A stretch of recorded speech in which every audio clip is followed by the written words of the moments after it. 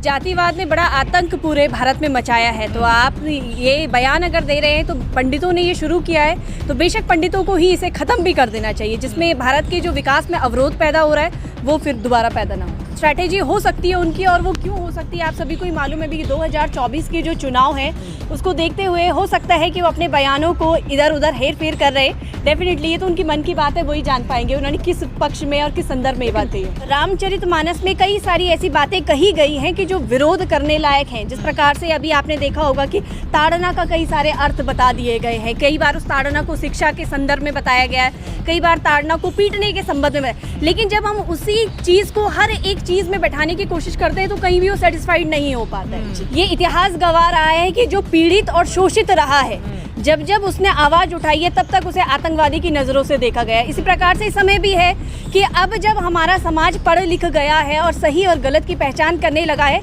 तो आवाज़ उठ रही है। और बेशक है कि बुद्धिजीवी लोगों को आवाज़ के बदले में सिर्फ आवाज़ के ही माध्यम से जवाब देना चाहिए। देखिए, जो लोग हिंदू राष्ट्र बनाने का सपना देख रहे हैं वो उनके लिए मेरा एक बात कहना है कि जहां आप हिंदू राष्ट्र को इतनी महत्व देते हैं वहां आप एपीजे अब्दुल कलाम के बारे में क्या धारणा रखते होंगे। एपीजे अब्दुल कलाम यानी कि सीधा सीधा एक दिमाग में एक मुसलमान की तस्वीर आपके दिमाग में आती है तो कैसे आप उन्हें एक मिसाइल मैन के नाम से जान पाएंगे।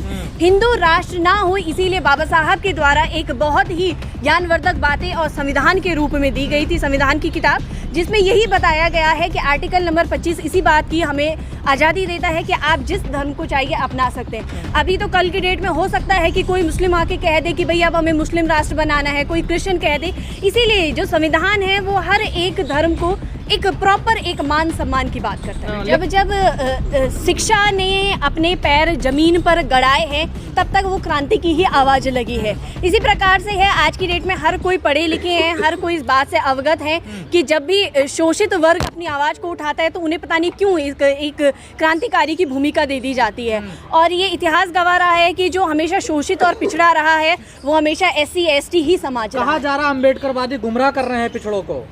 देखिए, अम्बेडकरवादी क्या गुमराह करेंगे किसी को। वो अम्बेडकरवादी यानी कि बुद्ध को मानने वाले, और बुद्ध यानी कि बुद्धि। जब हमारे कोई भी बड़े नेता, कोई भी मंत्री जब विश्व में जाते हैं तो वो कभी ये नहीं कहते मैं राम और कृष्ण की भूमि से आया हूँ, वहाँ पर परिचय दिया जाता है मैं बुद्ध की भूमि से आया हूँ। तो ये हमारे लिए सौभाग्य की बात है कि हम भी बुद्ध की भूमि से हैं। तो अम्बेडकरवादियों को किसी अलग नज़र से ना देखते हुए, हाँ, पर ये बात जरूर मैं कहना चाहूँगी कि जब भी अम्बेडकरवादी लोग किसी बात पर तर्क छेड़े तो उस तर्क का जवाब सिर्फ तर्क के ही आधार पर होना चाहिए। हिंदू कहने का तात्पर्य तब बहुत अच्छा लगता है कि जब हिंदू, आप भी हिंदू, मैं भी हिंदू, ये भी हिंदू, सभी हिंदू है, यानी कि सब एक समान है। लेकिन हिंदू के अंदर भी कोई ब्राह्मण है, कोई शूद्र है, कोई वैश्य है, कोई क्षत्रिय है, और उसके बाद उनकी जो सम्मान में एक वर्चस्व है वो अलग अलग लेवल पर जब आ जाता है तो डेफिनेटली इस बात से ऐतराज होता है कि हम ऐसे धर्म को कैसे स्वीकार कर दें जिस धर्म ने कभी हमें मंदिर में जाने के लिए खुली रूप से अनुमति नहीं दी है। अभी मैं बात बताऊं, मैं उत्तराखंड से हूं और अभी लगभग 1 महीने पहले की ही बात है, उत्तराखंड में दोबारा से एक ऐसा केस आया है कि उत्तरकाशी के मनेरी ब्लॉक में एक व्यक्ति को सिर्फ मंदिर पे घुसने में बहुत ही बुरी तरीके से पीटा गया है। तो कैसे वो व्यक्ति मान ले कि वो भी हिंदू है जब उसे उस हिंदू भगवान के दरबार में जाने से मना कर दे। वही यही बात है ना कि अगर रामचरितमानस को राष्ट्रीय ग्रंथ बना दिया जाए तो मैं ये सोचती हूँ कि उन महिलाओं के ऊपर क्या बीतेगी जब वो उस ताड़ना शब्द को देखने के रूप में अगर महसूस करेंगे, उस ढोलक पे क्या बीतेगी, उस पशु पक्षी पर क्या बीतेगी जो ये कहता है कि हाँ अब इन्हें भी शिक्षित कर लेना चाहिए। अरे आप लोग सार गलत निकाल रहे हैं अर्थ, आप लोग पढ़े लिखे नहीं हैं, गंवार हैं आप। वही मैं कह रही हूँ, ऐसा कोई अलंकार अभी तक तो इजाद नहीं हुआ है। यदि हुआ है तो वो खुलकर सबके सामने आना चाहिए। कभी इस ताड़ना का अर्थ देखना हो जाता है, कभी इस ताड़ना का अर्थ पीटना हो जाता है, कभी इस ताड़ना का अर्थ शिक्षा हो जाता है। तो ये समय समय पर बदल रहा है। हो सकता है आने वाले 10 साल बाद इस ताड़ना का अर्थ कुछ और हो जाए। तो ऐसी किताबों को जिन्हें मानना है वो माने, लेकिन ऐसी किताब राष्ट्रीय ग्रंथ बने इस बात के लिए तो हम लोग बिल्कुल भी तैयार। ये जो विमर्श पूरे देश में हो रहा है धर्म ग्रंथों को लेकर या जो वर्ण व्यवस्था को लेकर, क्या इसी की आहट होगी मोहन भागवत को? इसी का डर सता रहा तभी वो बयान दे रहे? रहे? देखिए, ये तो उनकी भावना है कि उन्हें डर सता रहा है या क्या सता रहा है, पर ये बात जरूर है कि बाबा साहब की बदौलत आज हमें शिक्षा का अधिकार मिल पाया है। बाबा साहब की बदौलत आज हम शिक्षा को ग्रहण कर पाए हैं, वरना आप भी जानते हैं कि हमें तो खाट पर बैठने तक का भी अधिकार नहीं था, तो शिक्षा ग्रहण करना तो बहुत दूर की बात है। शिक्षा ही है, कहते हैं कि शिक्षा शेरनी का दूध है, जो पीता है वो दहाड़ता है। तो हमने पिया है तो दहाड़ेंगे भी, और सुनने वालों को अपने कान मजबूत कर लेना चाहिए। योगी जी कह रहे हैं कि सनातन धर्म राष्ट्रीय धर्म है। जी, तो योगी जी के कहने से ही सिर्फ अगर सब कुछ हो जाता तो क्यों ना दूसरी संविधान की किताब लिख दी जाए।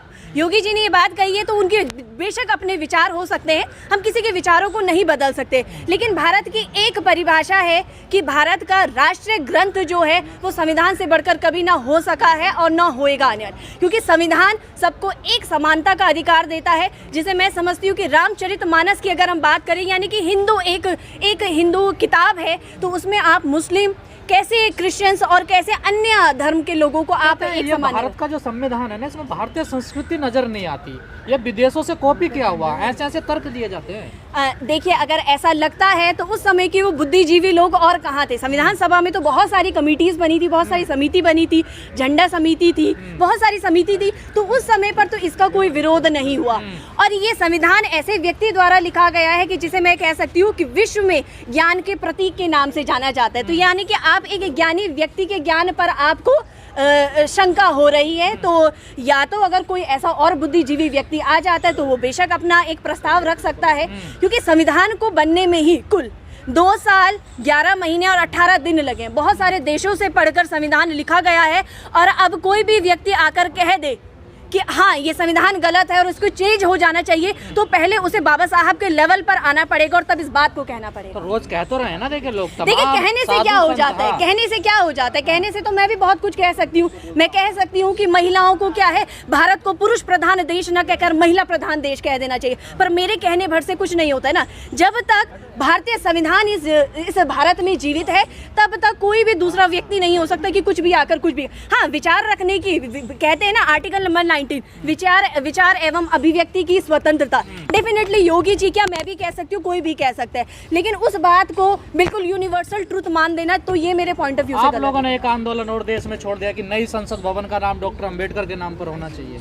बिल्कुल, डेफिनेटली। अच्छा, इसमें ऐतराज वाली क्या बात है कि अगर हमने ये बात छेड़ी है तो हम भी इसी भारत के नहीं, आप लोग आंदोलन कर रहे हैं। देखिए आंदोलन जैसा तो अभी तक नौबत नहीं आई है, लेकिन अगर हमारी मांग नहीं मानी गई तो बिल्कुल आंदोलन भी किया जाएगा। और हमारी मांग कोई गलत मांग नहीं है, बहुत जायज़ मांग है, और मैं तो चाहती हूँ कि जो आदमी इस बात का विरोध करे उसके पास बिल्कुल एक सटीक तर्क होना चाहिए।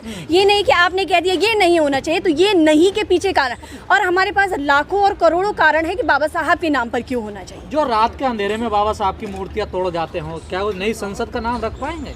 हाँ बिल्कुल, संघर्ष जारी है।